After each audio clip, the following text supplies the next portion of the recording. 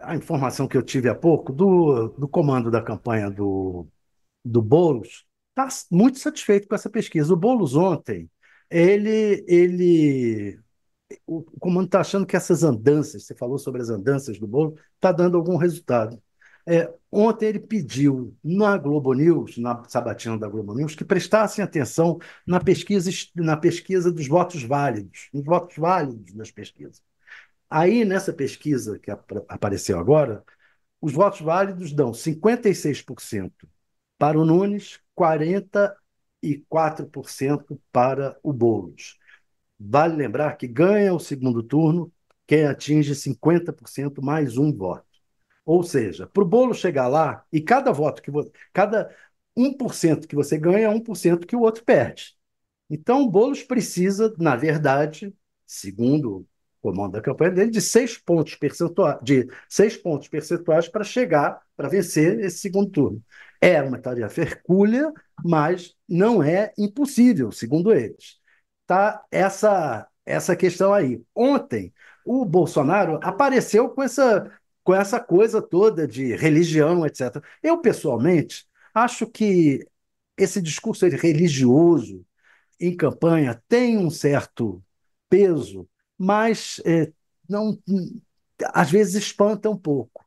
Por exemplo, você falar que Deus está te movendo, etc., e você, ao mesmo tempo, ter uma postura não muito cristã, isso é complicado. Isso é complicado. E isso faz com que o Bolsonaro tenha muita rejeição por causa disso, porque o discurso dele dizendo-se religioso, não é cristão, de fato, e aí fala em oração, parece muito forçado.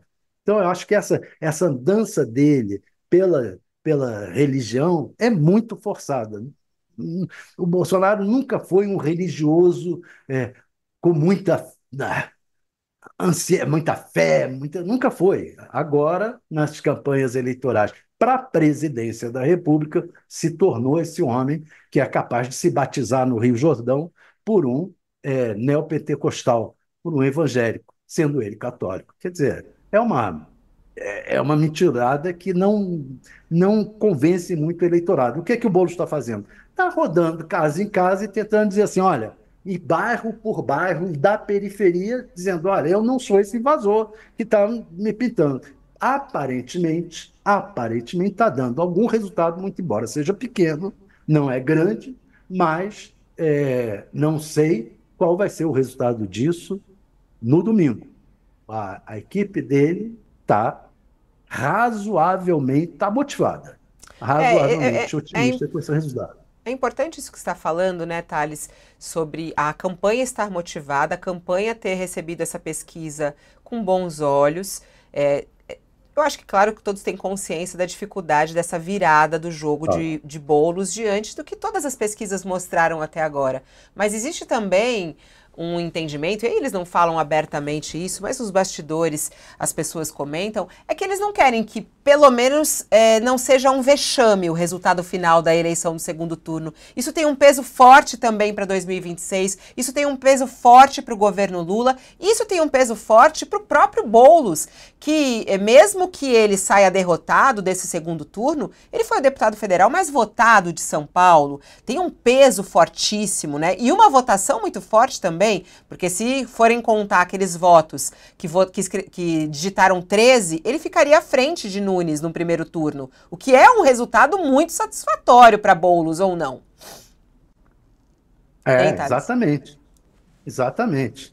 Então, tem essa questão que você está colocando com muita propriedade, Fabíola, que é o seguinte: você pode até perder, mas você tem que perder com dignidade, motivado, mostrando que você está na luta, como a Tabata perdeu no primeiro turno, mas saiu maior. O Boulos agora está fazendo isso. Ele está nessa última hora, nessa última semana, está ganhando pontos dentro da margem de erro passo a passo, mas o que você vê é o filme, não é o retrato a cada passo. Você vê o filme, há uma subida. Esse filme está mostrando que, bem ou mal, ainda existe uma possibilidade, pequena, mas existe uma possibilidade, que é você conseguir 6 pontos percentuais na reta final.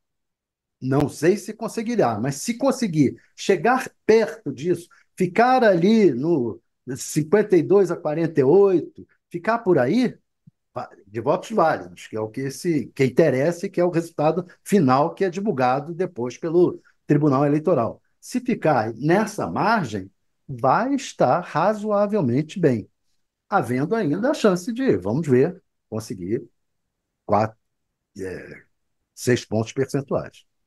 Jogar a toalha que não pode, né? Aquela coisa do final do jogo que você tá perdendo de 2-0. E aí você não pode, tem que lutar até o final, tem que continuar jogando, tentando acertar o gol, não é isso, Thales? Se a gente for usar essa analogia com o futebol, porque a gente adora fazer isso aqui no Exatamente. Brasil, política e futebol, Só tudo peru misturado. que morre de véspera, né? Mas tem um outro aspecto, esse ponto que você está levantando, Fabíola, é muito importante, porque o Boulos é um político muito novo, né? Que está agora às voltas com a necessidade de combinar o seu futuro com o enorme passado que ele tem pela frente. O passado do Boulos, passado de militância social, alimenta o discurso falacioso que os adversários usam contra ele no presente.